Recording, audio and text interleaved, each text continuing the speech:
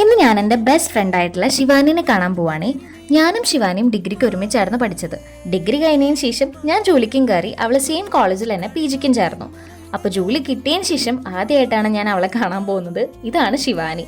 The plan was എവിടെയെങ്കിലും ഇരുന്ന് കുറേ നേരം സംസാരിക്കാന്നുള്ളതായിരുന്നു. അതുകൊണ്ട് ഞങ്ങൾ കുട്ടനെല്ലൂരുള്ള ഹൈലൈറ്റ് മാളിലോട്ടാണ് കേട്ടോ പോയത്. ഞങ്ങൾ ഇതുവരെ അവിടെ പോയിട്ടില്ല, അപ്പോൾ അതുകൊണ്ട് കാണും ചെയ്യാം, കുറേ നേരം സംസാരിക്കുകയും ചെയ്യാനായിരുന്നു പ്ലാൻ. അങ്ങനെ കുറേ നേരം അങ്ങോട്ടും ഇങ്ങോട്ടും കറങ്ങി നടന്നു. മിക്ക ഷോപ്പിലും കയറി. പ്രത്യേകിച്ച് പർച്ചേസിംഗ് ഒന്നും ഉണ്ടായിരുന്നില്ല, ചുമ്മാ എല്ലാം നോക്കി കാണാമല്ലോ എന്ന് വിചാരിച്ച് കയറിയതാണ്. അങ്ങനെ അതൊക്കെ കഴിഞ്ഞപ്പോഴേക്കും വിശന്ന് തുടങ്ങി. അപ്പോൾ ഞങ്ങൾ മുകളിൽ ബർഗർ കിങ്ങിൽ പോയിട്ട് ബർഗറും ഷേക്കൊക്കെ കഴിച്ചു. അത്യാവശ്യം നല്ല ഫുഡായിരുന്നു, കുഴപ്പമൊന്നും ഉണ്ടായിരുന്നില്ല.